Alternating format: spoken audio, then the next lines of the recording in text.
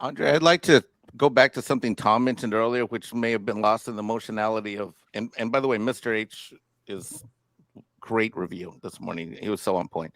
But Tom mentioned something about fortification of the box office.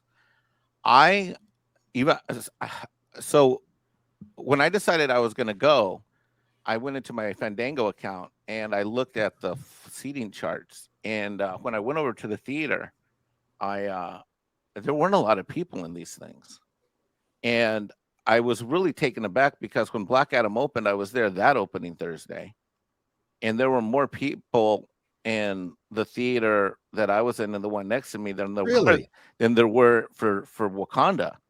And I go to this theater a lot. It's not like I mean, as Tom and Andre know, I mean, except for the last couple, I generally go to the movies on average once a week, pretty religiously. Sometimes twice a week.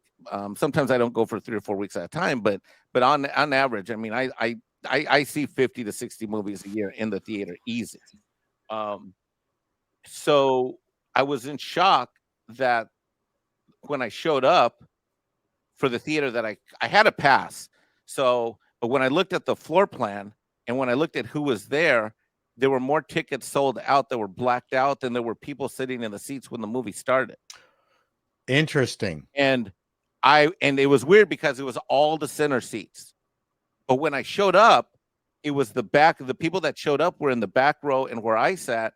But the number of seats that I saw on the screen for the showing that I saw, and the last time that happened was Shang-Chi and Captain Marvel. The last I distinctly remember looking at the screen where, and I'm very no, and I notice this all the time because what I'm used to is what's on the screen is the people that pre-buy. You go to the theater and those seats are blocked out, and then other people walk up and buy their tickets. That is what happens almost all the time. Almost all the time.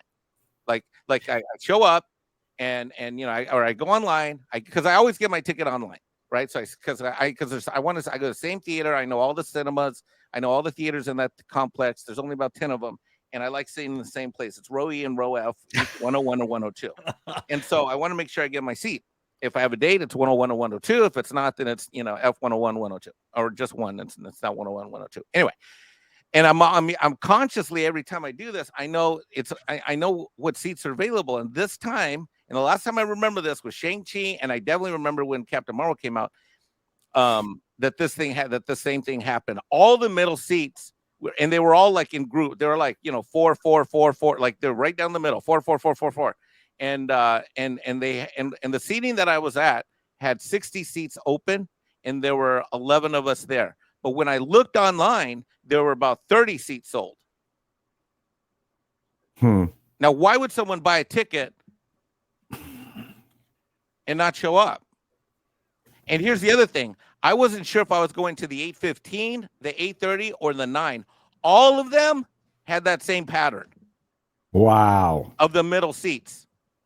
2, it would be 2, 4, 4, 4, or 10. Or 10 right in the, and they were always to the front and down from the front to the middle. So I have no proof. I'm just saying what I saw and what I experienced. That's all I can do is I say, this is what I saw and this is what I experienced. And the last time I saw that and experienced that was Shang-Chi, and before that was Captain Marvel.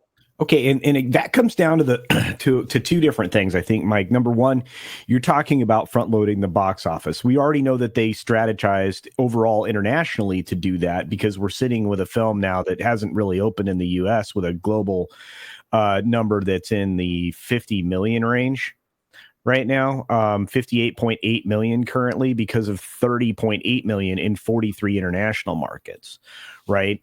So you have that, but then you also have what you're describing is the golden open, which is where the activist groups get together and they buy seats in blocks, potentially to give away or just to make the opening appear bigger, to, again, contribute to the marketing, because we know that most people pay attention to what the opening numbers are. And, they try to figure out from there if it's a good film, which is why I think this actually contributes to the effect when you see the first weekend very high and then the second weekend has a less than even hold where it falls below 50% on hold, where it's 50% fall off, 58% fall off, 62% fall off. I think that's contributory, and it indicates whether or not something has been quote unquote fortified, and I think that's been happening for quite some time. Well, and we saw it happen with the first film, right? They were actually busing in kids from inner cities so they could see this film. Yeah. And these organizations were paying for it. Who's to say we're not having the same thing happen? Only this time, they just couldn't fill those seats. Because people actually wanted to see the first one.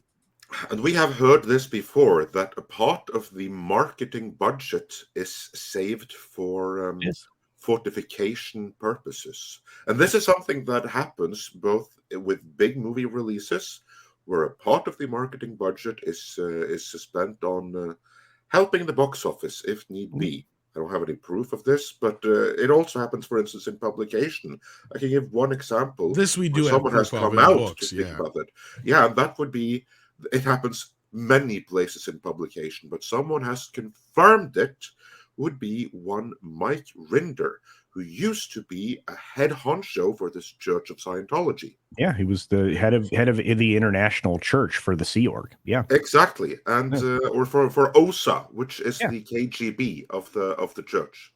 Yeah. And one thing that he came out and admitted, he basically broke down all of their strategies whenever there was an L. Ron Hubbard release. Hubbard is the founder of Scientology, and he was also a fairly shitty writer of pulp fiction genre. If you've seen Battlefield Earth, you know what he's I'm not going to see Battlefield Earth. Before I just have to say about the book Battlefield Earth, it's actually a really interesting read. And what's interesting about it is that whenever they talk about shenanigans, scamming, conning, tricking someone, it's the most vibrant thing I have ever seen. That's something that's close to this author's heart. Well, here's the other thing. Character, I've never I did take the Scientology test. I walked into a Scientology shop because I was bored, and I made up a persona of someone whose parents hated me. They didn't understand me, and I just made up shit. And then the big mistake was the number of what are those forms with the little check boxes? What are those called? Out of tests, like the tests with the check boxes. Personality tests that they give you? Personality tests. Yeah. But they were massive. I was in there for a fucking hour. Like I'm going, I just want to go in there and have some fun with the Scientologist, but oh my God. And then I finished the test and they said, you're going to have to wait here until, we read these and analyze what this is about. And I'm sitting there for like another 40 minutes. I'm going, oh shit, I've really pooched my day. And then someone came out and sat in the booth with me and told me, well, basically, it was good. It was good pop psychology. They were very good, actually. The feedback from them was perfect compared to... Where did your persona fall on the Toten scale? I'm just curious. Is that what it's called? I don't know what the terminology is. Because they give you a lot of gobbledygook, and one of the things they throw at you is the tone scale to decide just how good or bad a person that you are. You know what? I can't remember. But they did recommend several books I buy immediately. Oh yeah, and also free classes. Did you get some free class offers? Yeah, yes, and I got the PK meter test.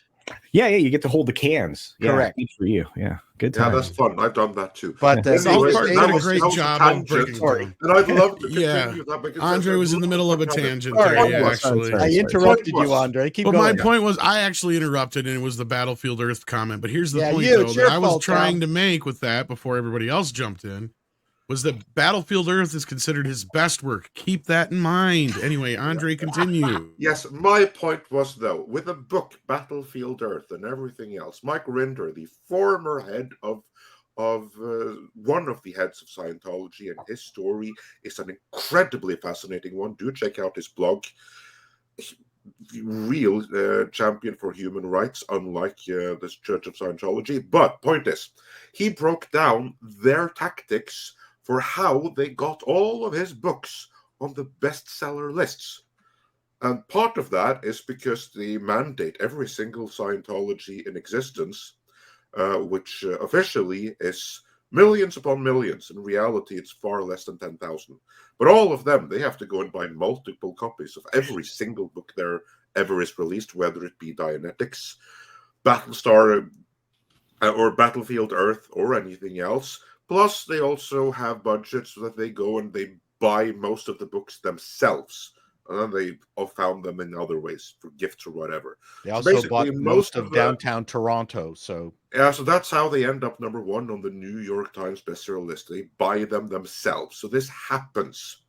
There's no law against it. There is no law that prevents Marvel's marketing division from going in and buying a shit ton of tickets around the country that never show up for the movie screening, but are just bought to bolster the box office. But they must know ahead of time that things aren't looking good to have had that kind of foresight to buy that volume of tickets. They just don't do that automatically. They know something. They know what's tracking.